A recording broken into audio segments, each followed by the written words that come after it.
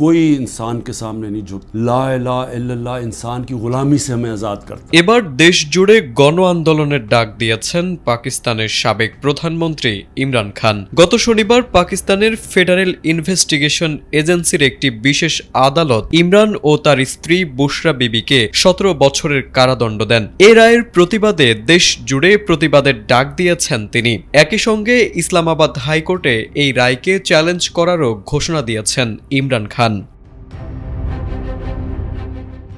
সংবাদ মাধ্যম দ্য ডনের এক খবরে বলা হয়েছে, কারাগারে থাকায় সামাজিক মাধ্যমে ইমরান খানের সরাসরি প্রবেশের অধিকার নেই। তবে এক্সে তার আইনজীবী একটি কথোপকথনের বিবরণ প্রকাশ করেছেন। সেখানে তিনি বলেন, আমি খাইবার পাখতুনখোয়ার মুখ্যমন্ত্রী সোহেল আফ্রিদিকে রাজপথে আন্দোলনের প্রস্তুতি নিতে বার্তা পাঠিয়েছি। নিজেদের অধিকারের জন্য পুরো জাতিকে জেগে উঠতে হবে।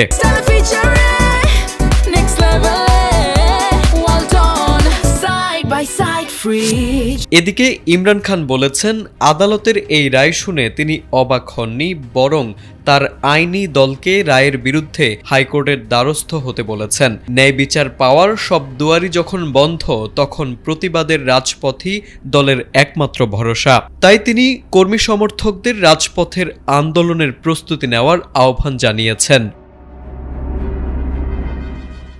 2022 সালের এপ্রিলে পার্লামেন্টে আস্থা ভোটে পরাজিত হয়ে ক্ষমতা হারানোর প্রায় 1.5 বছর পর 2023 সালের আগস্টে গ্রেপ্তার করা হয় ইমরান খানকে। প্রথমে তাকে পাঞ্জাবের আটক কারাগারে রাখা হয়েছিল, পরে সেপ্টেম্বরে আদিয়ালা কারাগারে পাঠানো হয়। এর আগেও তোষাখানা সংক্রান্ত একটি মামলায় ইমরান খান ও তার স্ত্রী বুশরা বিবিকে 10 বছর কারাবাসের সাজা দিয়েছিল নিম্ন আদালত। তবে পরে ইসলামাবাদ হাইকোর্ট সেই সাজা মওকুফ ঘোষণা করেছিলেন।